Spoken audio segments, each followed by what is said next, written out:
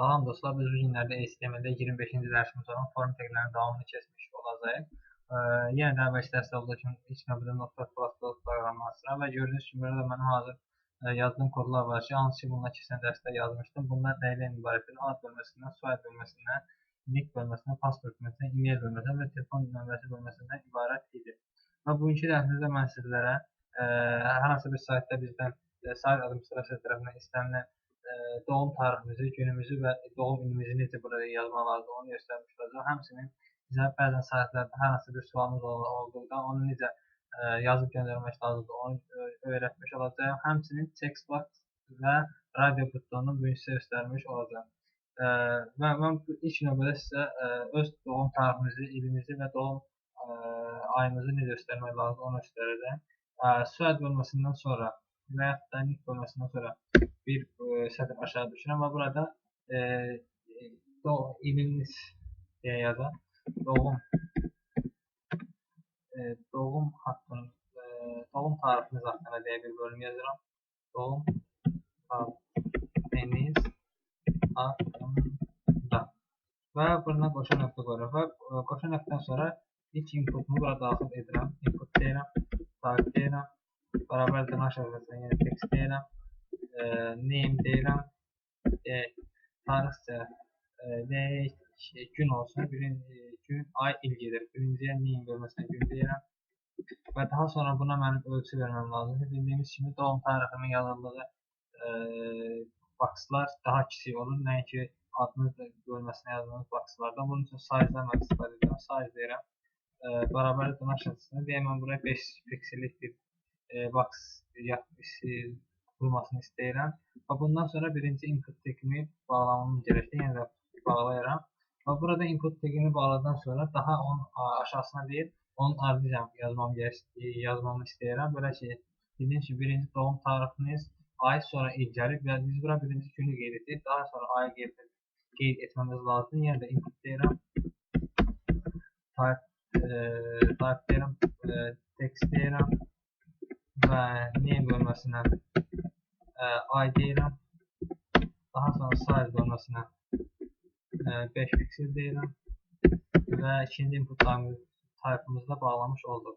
Və növbəti input type'ımız olan isə ildir, bunu da qeyd edirəm, input deyirəm, type deyirəm, bərabər dırnaq şəbəkəsində text deyirəm, name deyirəm və bura il sözünü qeyd edirəm və daha sonra bunun ölçüsünü bura qeyd edirəm, size deyirəm. Deyək ki, bu da olsun 5 piksel və bu input tariximizi də burada bağlamış olduq. Və burada gördüyünüz kimi mən doğum haqqında öz məlumatlarımızı burada qeyd etmiş olduq. Və daha bundan sonrası yenə də break texnini yazmam gərəkdir. Hansı ki, yəni bu break texnini yazırsam, pasport bölməsində bunun ardınca yazılmış, yəni doğum haqqında məlumatımızın ardınca yazılmış olacaqdır. Yenə də break texnini istifadə edirəm. Və breakini bağlamış oldum və yazdığım kodları save edirəm script işarəsi vasitəsilə.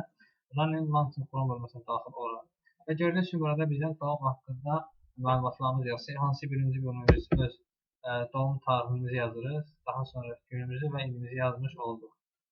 Və bu bizim öyrəndiyimiz birinci bölüm üçün hansı bugünkü dərsi öyrəndik. Daha sonraki bir bölüm olan istəsə text area adlanır. Text area bizə istifadəçilərin hər hansı bir sualı olduqda onu necə yazıb göndərmək lazımdır. Ondan ötürü lazımdır. Bunun üçün yenə də telefon nömrəmizdən sonra bir böyük kiçik işarə istəsəm text area deyirəm və text areanı bağlamış oldum. Və text areanı bağladıqdan sonra birinci text area taginin içərisinə onun deməli ölçülərini qeyd etmək lazımdır. Hansı bunlar onun hündürlüyünü və enini müəyyən etmiş olur. Bunun üçün goals deyirəm. Bərabər buna 10 deyirəm. Bura istədiyiniz rəqəmi siz yaza bilərsiniz. Daha sonra rows deyirəm. Bərabər buna 20 deyirəm. Və mən burada istifadəçilərimin nə qədər hərf istifadə etməsini müəyyən etmək istəyirəm. Bunun üçün max line bölməsində istifadə max length bölməsində istifadə olunur. Deyək ki, mən istəyirəm istifadəçilərin burada 300 dənədən artıq hərf istifadə edə bilməsindən bunu bununla max length bölməsində müəyyən edə bilərik. Və text array içərisinə istədiyiniz bir sözü yaza bilirsiniz. Sadəcə yazırsınız suallarınızı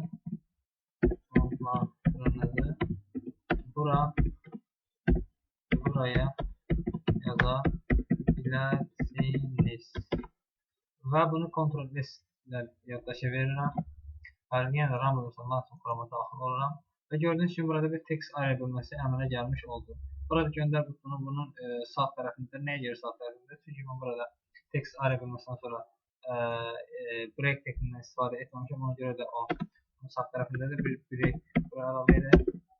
Və bunun deyək ki, bunu 30 yapaq. Görəyəm də nə olur. Ctrl S yaddaşa verdim. Buradan RAM bölməsini kodlarımızı dəyişirik edək.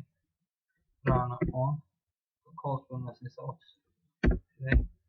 Yenə də Ctrl S yaddaşa verdim. Və refresh bölməsini daxil. Gördüyünüz kimi daha da yaxşıdır, nəinki o birisindən. Gördüyünüz kimi burada suallarınızı buraya yaza bilərsiniz bölməsi, göndər butonu, doğum haqqında məlumat, hansı günümüzdə ay illi burada daxil edəcək. Və növbəti istifadəçilərin istifadə etdiyi bir şey var ki, hansı bu text box və radio buton adlar nəyə görə bu işə yarayır? Bu, hansı bir saytdan geçsə, sayt administratörü bizdən cinsiyyətimizi istəyir ki, hansı biz ora kişi və ya qadın deyə öz cinsiyyətimizi yaza bilərik. Bunu nə ilə yazırlar? Bunu radio butonuna buraya yaza bilərik. Bunun üçün mən ilk növbədə bir H3 heading əlavə edirəm. Və deyək ki, cinsinizi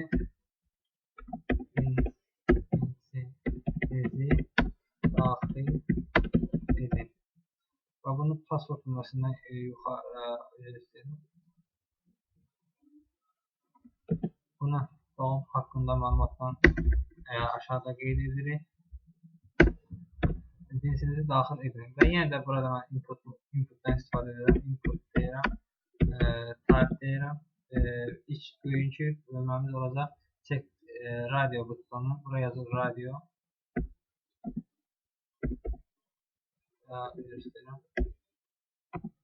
Radio butonunu qeyd etdik. Və daha sonra name bölməsinə deyək ki, birinci kişi qeyd edirəm və birinci input radio butonu bağlayıram. Radio butonunu bağlayıram. Və ikinci radio butonumuzu da yenə daxil edirəm. Yəni input deyirəm. Type deyirəm. Bərabərdir. Radio deyirəm. Name bölməsinə qadın deyirəm. Və ikinci inputumuzu da bağlayamış oldum. Və indi bunların qarşısında mən birinciyə gördüyünüz kimi kişi yazıram. Kişi və qadın. Və gördüyünüz kimi mən burada öz inputumu yazmış oldum. Yenə də bunu yaddaşa verdim. RAM bölməsindən launcher programa daxil oluram. Və gördüyünüz kimi burada kişi və qadın bölməsi daxil olmuşdur. Lakin burada bir breakdən istifadə etmədiyimiz pasport bölməsi onun yanına gəlmişdir. Qadından sonra biz burada bir breakdən istifadə edək və Ctrl S ilə yaddaşa verək. İndi daha gözəl oldu. Gördüyünüz kimi burada cinsimizi daxil edən bölməsi var. Biz hansı istifadəçilərimizin kişi və qadın olduğunu bunlar vasitəsilə buraya qeyd edə bilərlər. Və növbəti bir buton olan isə bu checkbox'dır. Onu da sizə göstərəcəm. Yenə bir heading əlavə edirəm. Və deyək ki, təhsilinizi qeyd edin. Deyək ki, təhsilinizi qeyd edin. Və heading-dən sonra bir inputumuzu və yazmamızı gəlsin. Input deyirəm. Type deyirəm. Bərabərdir. Checkbox deyirəm.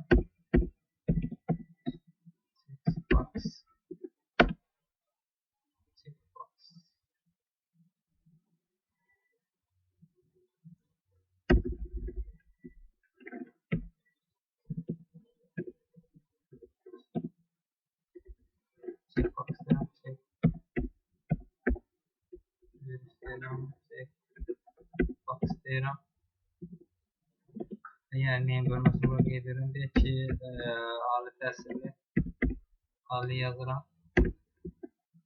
Birinci inputunu bağlayıram. Yenə də proyekt ekini buraya istifadə edirəm. Və yenə inputunu yenə daxil edirəm. Input deyirəm. Type deyirəm.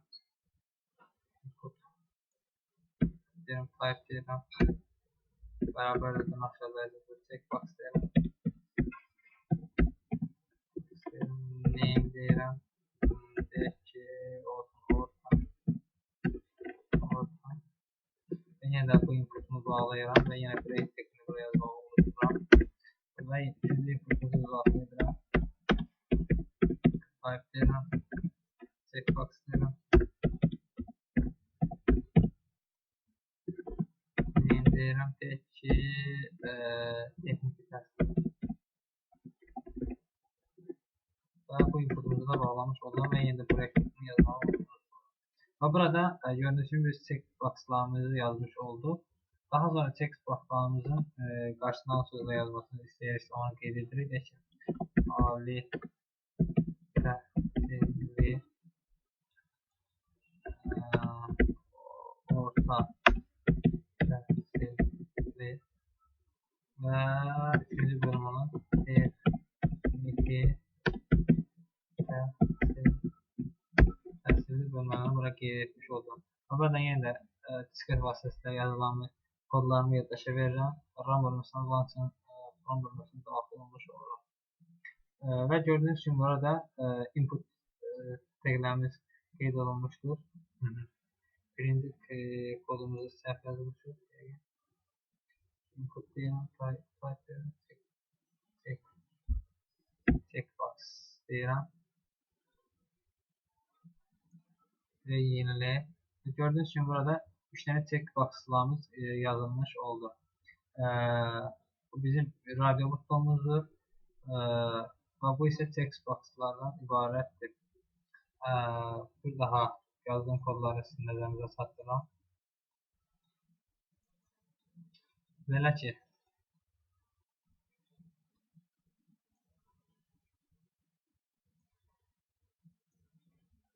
burada gördüyünüz hansı ki bu günləri yazmış olduğu doğum haqqında məlumat bölməsi var ki, bunları burada qeyd etmiş oldum.